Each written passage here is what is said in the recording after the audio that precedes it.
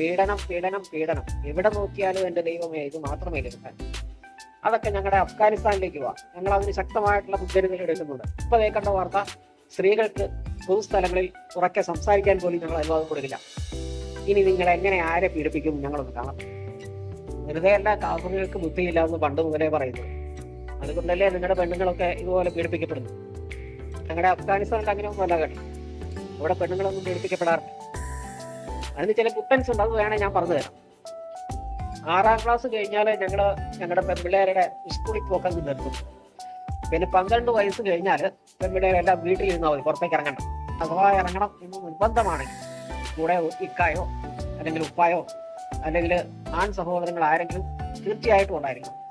പിന്നെ ഞങ്ങൾ കറുത്ത ഒരു ചാക്കം എടുത്ത് കൊടുക്കും. ഈ ചാക്കിനകത്ത് മൂടിപ്പൊതിഞ്ഞ് വേണം പുറത്തിറങ്ങാൻ വേണ്ടി.